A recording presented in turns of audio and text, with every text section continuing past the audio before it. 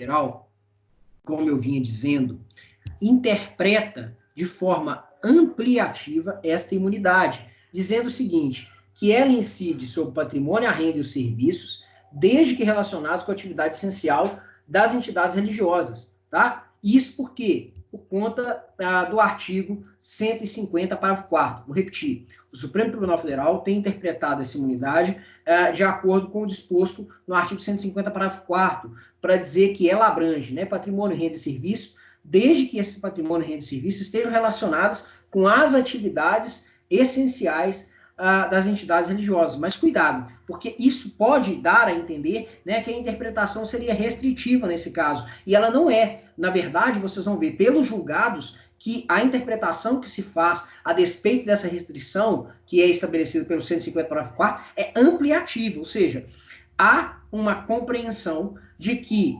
se o fim, né, da atividade, se aquilo que, né, efetivamente acontece contribui para a finalidade especial, né, do templo e da atividade religiosa, você vai ter uma incidência da imunidade. Isso vai ficar muito claro na hora que a gente começar a interpretar aqui as hipóteses que eu vou trazer daqui a pouquinho. Então vamos lá. Vamos ler o artigo 150, parágrafo 4º da Constituição. Diz assim, o 150, parágrafo 4º. As vedações expressas no inciso 6, alíneas B e C, agora me interessa a linha B, tá? Compreendem somente o patrimônio, a renda e os serviços relacionados às finalidades essenciais das entidades nelas mencionadas. Eu vou repetir o que eu disse anteriormente. A leitura desse parágrafo dá a entender o quê? Que a Constituição está estabelecendo uma restrição ao âmbito de incidência dessa imunidade, o que é verdade. Ela está dizendo, olha, essa imunidade sobre templos de qualquer culto só alcança o quê? Só alcança o patrimônio, a renda e o serviço relacionado à finalidade essencial daquela entidade religiosa. Tudo bem. Isso significa que o Supremo Tribunal Federal interprete as hipóteses de incidência desta imunidade de forma restritiva? A resposta é não. O Supremo interpreta de forma ampliada, de forma extensiva, as hipóteses de incidência dessa imunidade. Obviamente, respeitada esta restrição que nós lemos agora. Como é que isso fica, professor? Me explica um pouco melhor. Vamos ler os casos e entender, né, o que eu estou querendo dizer com a afirmação de que o Supremo promove uma interpretação extensiva desta imunidade a despeito da restrição prevista no 150, parágrafo 4º. A primeira hipótese que eu vou ler aqui, na verdade, todas as hipóteses que eu vou ler aqui, tá, são hipóteses em que há que se falar em imunidade de templo de qualquer culto. Veja, não é só templo em sentido estrito. É isso que vai ficar claro para vocês agora. É qualquer atividade que tenha relação direta com a finalidade essencial exercida pela entidade religiosa. Daí a minha afirmação de que a interpretação é ampliativa, extensiva, a despeito da restrição do 150, parágrafo 4º. Primeiro exemplo, incide a imunidade sobre o imóvel alugado pela igreja. Veja, a igreja não está exercendo a sua atividade naquele imóvel, ela aluga aquele imóvel, mas o valor do imóvel do aluguel do imóvel é revertido para a igreja para que ela possa exercer as suas atividades fim. Bom, nesse caso, há que se falar em imunidade, sim, de acordo com o entendimento já pacífico dos nossos tribunais superiores. Olha só, imóvel alugado pela igreja, exemplo, um aluguel de um território, de um terreno, melhor dizendo, ao lado da igreja para estacionamento. Haverá imunidade se a receita do aluguel for aplicada no propósito eclesiástico e desde que isso também não gere prejuízo à livre concorrência. Então, veja bem, se ela aluga um bem, a princípio, o aluguel ali tem finalidade econômica, ela vai lucrar com aquilo, não tem relação específica, essencial com a finalidade por ela exercida. Mas, se ela pega o valor do aluguel e investe nas suas atividades, aí nesse caso, a imunidade alcança aquele bem. Entenderam a primeira hipótese? Sim? Podemos avançar?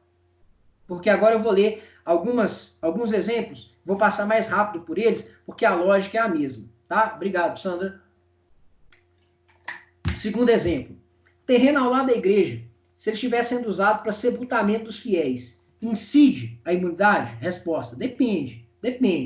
Olha só, o STF entendeu que o cemitério está abrangido pela imunidade por ser uma extensão da igreja, sendo, portanto, ilegal a incidência do IPTU sobre o imóvel que está localizado, né, o imóvel onde está localizado aquele cemitério. No entanto, olha só, se há comercialização privada de jazigos sem nenhuma, né, vinculação com a igreja, não haverá imunidade. Então, qual que é a ratio decidente desse julgado? Olha, o que a gente tem que analisar é se sobre aquele patrimônio, né, incide uma atividade econômica, e se essa atividade econômica reverte em favor o quê? Da igreja para fins de atender a sua finalidade essencial. Se isso acontecer, aquele bem, né, aquele patrimônio, aquela renda, aquele serviço não será tributado. Daí seguir a lógica do parágrafo 4º do artigo 150. O que o Supremo faz é tentar entender as hipóteses em que a atividade está relacionada com as finalidades essenciais da entidade imune. Mas para entender, né, para chegar à conclusão de que atividades, né, estão relacionadas com as finalidades essenciais, ele faz uma interpretação extensiva. Outro exemplo, a casa do padre, o salão paroquial, né? Isso aqui, claramente, né, quando foram construídos esses entendimentos, né, você percebe nitidamente uma relação muito grande, né, sobre essa imunidade e a religião católica. Mas não há que se falar apenas, né, na religião católica, tá? Se eles são anexos ao templo, eles são imunes, porque eles são destinados à finalidade eclesiástica.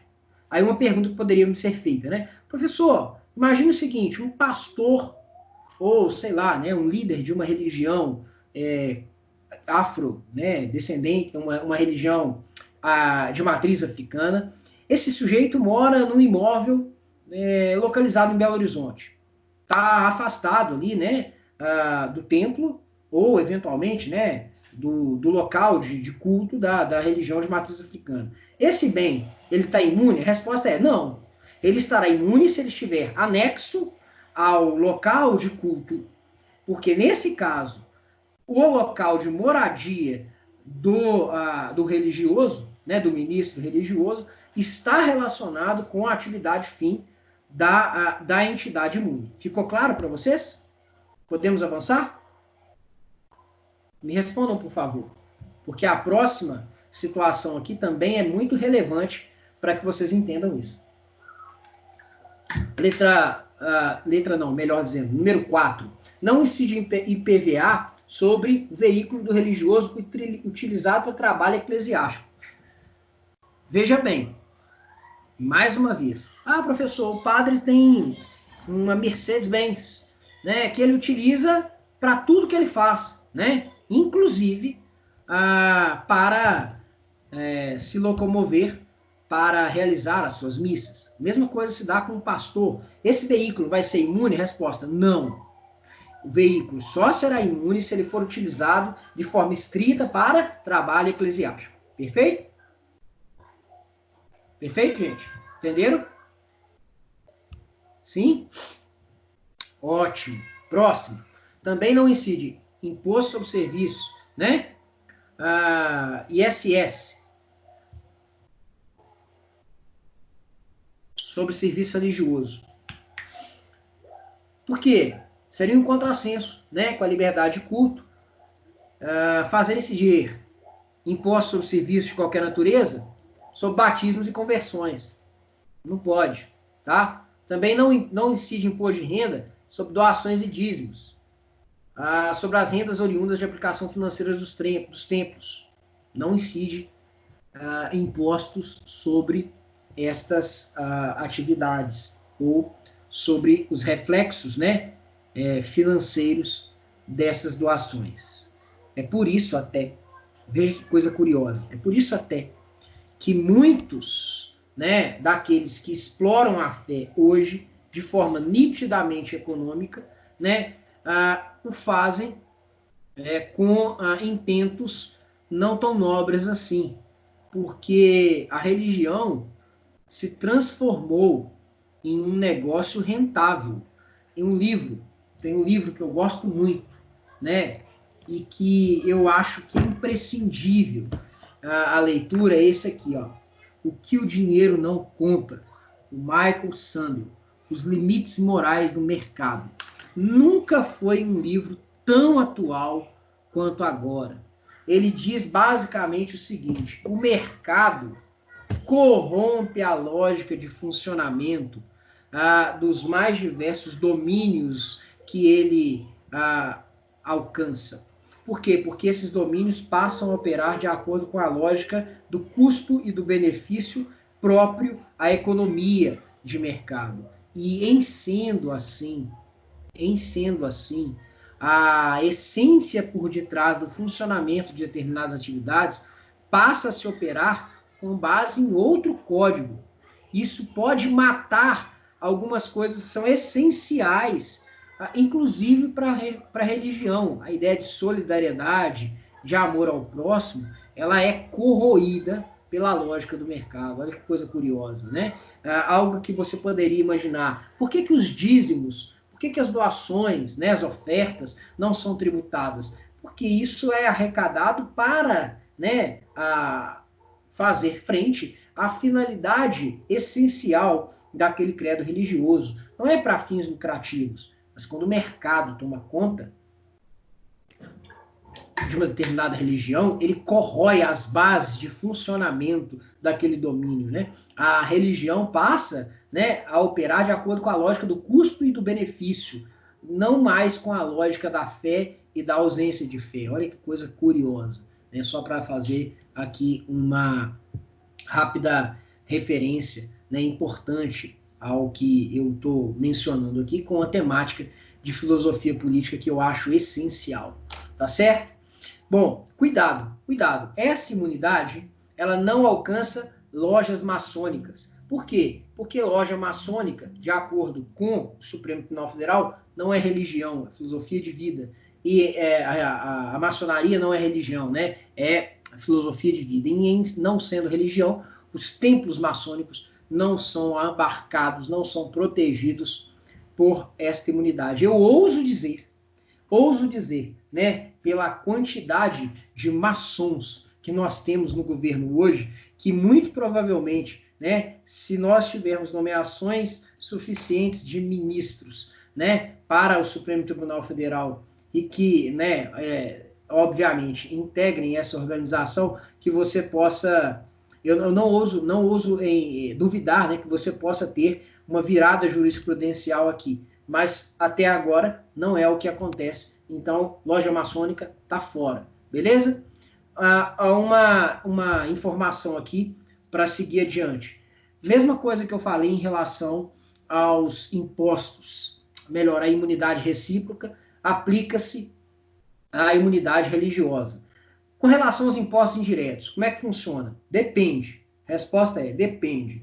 Ela não incide se as atividades tributadas forem atividades desempenhadas pelo ente que tem imunidade. Ou seja, ela não incide sobre, não incide o ICMS, por exemplo, né, Imposto sobre Circulação de Mercadorias e Serviços, em operações de vendas e mercadorias fabricadas pelos templos. Aqui, o templo, né, ele vende a mercadoria. Aí não incide ICMS. Agora, se ele está comprando, se o templo vai, por exemplo, numa loja para comprar produto de limpeza, ele paga tributo, né? A religião, nesse caso aqui, a entidade religiosa, melhor dizendo, ela vai ser tributada, tá? Por quê? Porque aqui ela atua como mero contribuinte de fato e não contribuinte de direito. A imunidade aqui também é subjetiva, né? Porque ela depende do quê? Da condição especial do contribuinte, a saber, ele tem que ser entidade religiosa. Beleza? Joia? Me dá um feedback? Sim, podemos avançar? Ótimo, obrigado, Vitor. Mais alguém, gente? Muito obrigado, gente. Vamos avançar. E o que é templo? Bom, só para fechar, vocês já devem ter visto, pela minha explicação aqui, que o conceito de templo não é um conceito restrito, né? É um conceito ampliado. Mas isso mudou ao longo do tempo, né? Por quê? Porque o conceito clássico era um conceito restrito. Templo era o templo coisa, era só o local destinado à celebração de culto. Depois, né, houve uma ampliação com o conceito clássico liberal, né, que conceituava o templo como atividade. Templo não era só o lugar onde acontecia o culto, mas tudo aquilo que direto ou indiretamente viabilizava o culto. Ou seja, nessa medida, não só alcançava o lugar de culto, mas também os anexos àquele local. E hoje, concepção moderna, né, é a que você tem uma concepção que enxerga o templo como o templo entidade. O que é isso? Significa, né, que o templo é uma entidade na acepção de instituição, organização ou associação, o que alcança mantenedoras do templo, né, encaradas independentemente das pessoas, das coisas objetivamente consideradas. Ou seja, é uma concepção ampliada que alcança, né, inclusive atividades que nós vimos que essencialmente não seriam, né, alcançadas pela imunidade tributada, mas acabam sendo, por quê? Porque elas estão sendo revertidas em favor, né, da finalidade essencial daquela religião específica. Beleza? Até aqui. Alguma dúvida, gente? Fala aí para mim se vocês têm alguma dúvida ou se eu posso avançar. Joia, Vitor, obrigado. Ótimo, muito bom, Mariana. Obrigado, gente. Então vamos para a próxima. Imunidades de partidos políticos, entidades sindicais de trabalhadores, imunidades sobre entidades de educação e assistência social sem fins lucrativos. É a hipótese do artigo 150, inciso 6, letra C. Vamos ler. Inciso 6, letra C. Né? Nós já sabemos. Entidades políticas. Vocês não podem instituir impostos sobre o patrimônio, renda ou serviços dos partidos políticos, inclusive suas fundações, das entidades sindicais dos trabalhadores, nós não estamos falando de entidade sindical patronal, das instituições de educação e de assistência social sem fins lucrativos, atendidos os requisitos da lei. Bom, vamos por partes.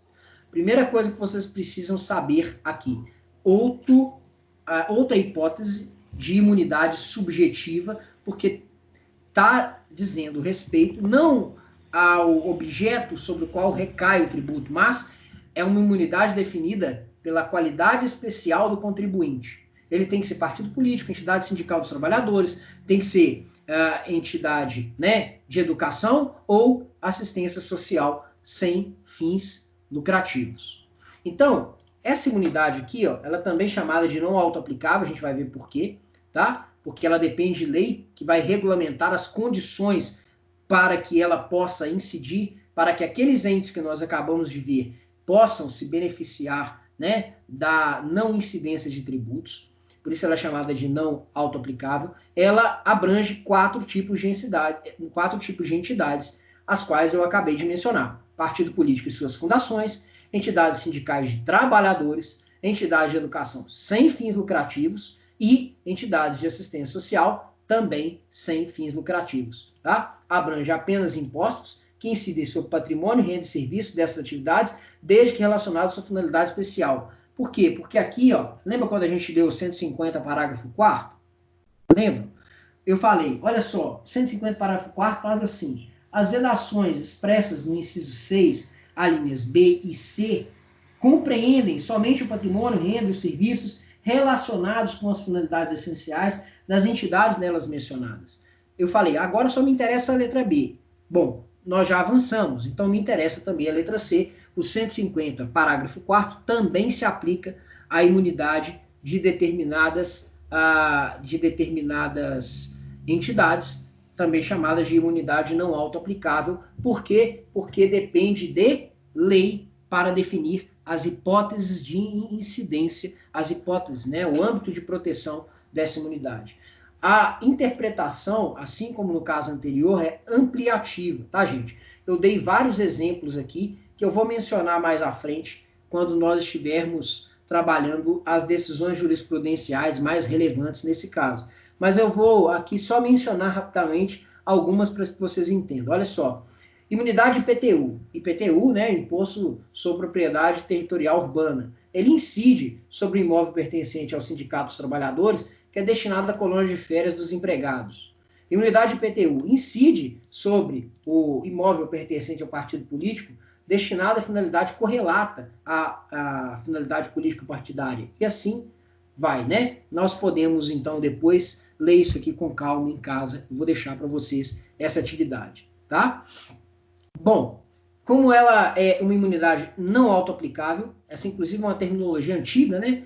Uma terminologia que é decorrente, se vocês estudarem direito constitucional, vocês vão ver, né, de uma tradução, né, que se fazia as normas constitucionais aplicáveis e não autoaplicáveis, né? Antes, né, daquela classificação do José Afonso da Silva, né, que caracteriza as normas constitucionais como normas de eficácia plena, contida e limitada, de aplicabilidade direta ou indireta. Aqui não, aqui nós temos normas autoaplicáveis e não autoaplicáveis. É uma classificação, né, no direito constitucional do Thomas Colley e trazida para o Brasil pelo Rui Barbosa. Né? Aí nós incorporamos isso no direito tributário. Imunidade não autoaplicável, aquela que, para gerar seus efeitos, depende de lei regulamentadora. Tá? Então é isso. É não autoaplicável por quê? Condicionada por quê? Porque só vai se aplicar na medida das condições legais, ou seja, depende dos requisitos estabelecidos em lei para incidir em favor daquelas entidades que nós acabamos de estudar. Tá? E essa lei tem que ser lei complementar, de acordo com o artigo 146, inciso 2. Vamos ler? 146, inciso 2 da Constituição Federal? Cabe à lei complementar, inciso 2, regular limitações constitucionais ao poder tributar, é o caso das imunidades. Então, essa lei a que se refere, né, o artigo 150, inciso 6, a linha C, é necessariamente uma lei complementar, tá? Aqui, ó, eu só repeti o que eu falei anteriormente, né? Abrange, tá? Só os impostos incidentes sobre patrimônio, renda e serviços, desde que essas entidades, né?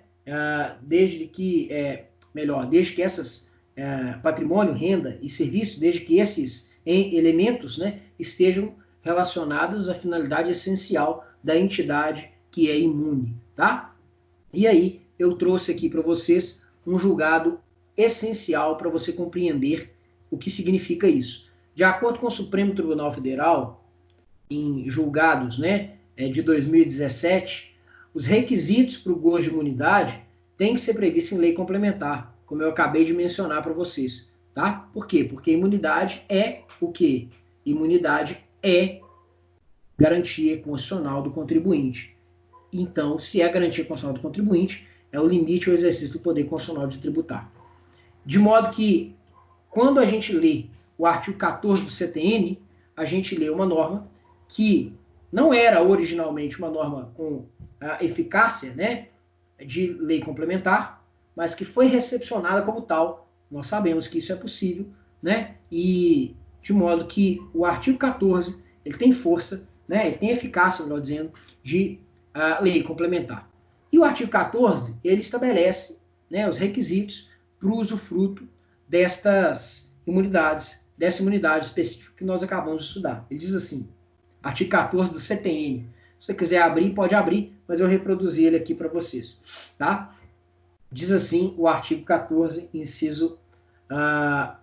o artigo 14 do CTN, melhor dizendo. O disposto na linha C do inciso 4º do artigo 9 faz referência à Constituição anterior. Né? Aqui você tem que fazer uma filtragem constitucional. Está falando o quê? O disposto na linha C do inciso 6, né, do artigo 150 da Constituição. É subordinado à observância dos seguintes requisitos pelas entidades nelas referidas. 1. Não distribuir em qualquer parcela de seu patrimônio ou rendas a qualquer tipo. Não pode ter participação de lucros.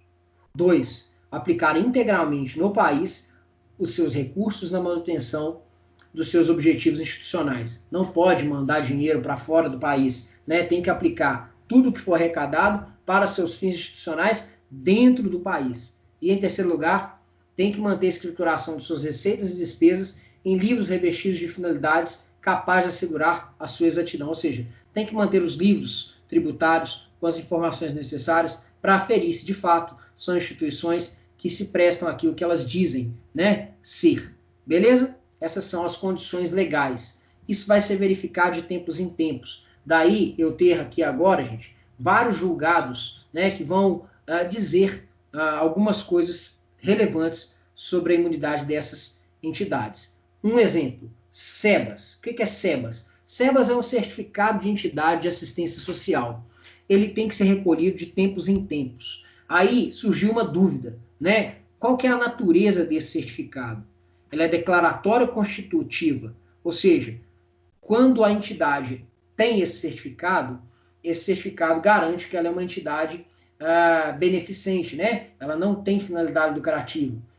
Mas imaginem que o certificado venceu, né? Então ela não tem mais, ela deixa de ser uma entidade de assistência social. A resposta é não, é declaratória, de modo que se ela recebe depois esse certificado, ele retroage para alcançar, né, o tempo anterior, aquele que ela não tinha o certificado ou que estava com o certificado vencido. Entendimento sumulado, né? No súmula 612 aqui do STJ, tá bom? Vou colocar aqui, ó, do STJ. Diz assim, tô igual a metralhadora hoje, né? Muita informação, eu concordo, né? Não vai dar para ver tudo, porque senão a aula vai ficar muito grande. A gente já tá, né? A primeira aula acho que tinha 30 minutos, essa aqui já tá chegando aos 30. Vamos pelo menos acabar essa imunidade, tá bom? O certificado de entidade beneficente de assistência social no prazo de validade possui natureza declaratória, com certeza, tenho certeza disso. O certificado de entidade beneficente de assistência social no prazo de sua validade possui natureza declaratória para fins tributários, retroagindo seus efeitos à data em que demonstrado o cumprimento dos requisitos estabelecidos por lei complementar para a fruição da imunidade. Ou seja, ele não tem natureza constitutiva, é só natureza declaratória. Tá? Então ele retroage desde o período em que ela cumpriu os requisitos para gozar da imunidade. Beleza? Outro exemplo. Imaginem só, uma entidade beneficente de assistência social, ela tem que prestar um relatório circunstanciado anual, dando conta das suas atividades. Imagine que ela não prestou esse relatório. Ela deixa de ser uma entidade que vai gozar da imunidade? Resposta do Supremo, não. Por quê? Porque nesse caso ela descumpriu uma obrigação acessória, né? E uma obrigação acessória não pode impedi-la de ser reconhecida como entidade beneficente. O que significa que a administração pode cobrar dela a apresentação desse relatório, mas não pode suprimir dela a condição de entidade imune pelo só fato de atrasar na apresentação desse relatório. Então, diz assim o o Superior Tribunal de Justiça. A apresentação anual, no julgado de 2018, tá? A apresentação anual de relatório circunstanciado das atividades exercidas por entidades beneficentes de assistência social e INSS, prevista no 55 da Lei 8.212, não configura requisito legal para a fruição de imunidade tributária prevista no 155, parágrafo 7. Parágrafo 7º, né? Ou seja, o não cumprimento de mera obrigação acessória não pode obstar a fruição de imunidade. Por quê? Porque não é requisito essencial para usufruir da imunidade. É uma obrigação acessória. Ela pode, né, ser cobrada nesta imunidade, mas isso, né, o atraso no cumprimento, ela pode ser cobrada nessa obrigação, mas o atraso no cumprimento dessa obrigação não autoriza desconsiderar esta entidade como entidade beneficente, tá? Algumas súmulas aqui são relevantes. Súmula 730 do STF. A imunidade tributária conferida às instituições de assistência social sem fins lucrativos, né, prevista no 156C, somente alcança entidades fechadas de previdência social privadas, se não houver contribuição dos beneficiários. Você sabe, né? Nós temos hoje entidades de previdência privada. Essas entidades podem ou não ter fins lucrativos. Se elas exigem contraprestação dos beneficiários, elas não serão alcançadas por essa imunidade. Por quê? Porque elas terão finalidade lucrativa. Então, só há que se falar, né, em imunidade das entidades fechadas de previdência se o contribuinte não for beneficiário. É fechada porque não é aberta a todas as pessoas, né? Só determinadas pessoas podem ser contribuintes daquela entidade previdenciária. Beleza? Joia? Até aqui tudo bem? Sim, não? Beleza. Súmula 724 do STF. Ainda que alugado a terceiros, permanece imune ao IPTU imóvel pertencente ao partido desde que o valor dos aluguéis seja aplicado às atividades essenciais de tal atividade. Eu não preciso me estender demais aqui, porque a lógica é a mesma daquela situação que nós vimos em relação aos templos de qualquer culto, beleza?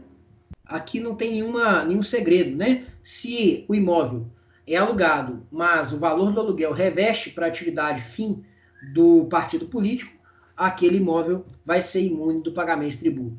Súmula do pagamento de imposto, melhor dizendo, IPTU. Súmula vinculante 55, né? Acaba trazendo, né? Transformando essa súmula que nós vimos, 724, em súmula vinculante, ó. Ainda quando alugado a terceiros, permanece imune ao IPTU, o imóvel pertence de qualquer das entidades do 150 inciso 6C, não só aos partidos políticos, desde que os aluguéis sejam aplicados, desde que o valor dos aluguéis seja aplicado nas atividades para as quais as entidades foram constituídas. A lógica é a mesma, não preciso aqui de me estender mais, né? Por fim, olha só aqui, mas se o imóvel for alugado, peraí.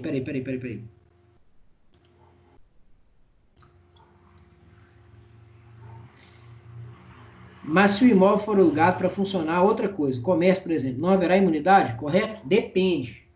Depende, ele pode ser alugado para um comércio, mas se o valor do aluguel é revertido para a atividade fim do partido, aí haverá imunidade, tá? Joia, entendeu? Aí, só para complementar a explicação aqui, Vitor, olha essa situação. Imagina que o imóvel está ocioso. O imóvel está lá parado. Será que ele continua sendo imune?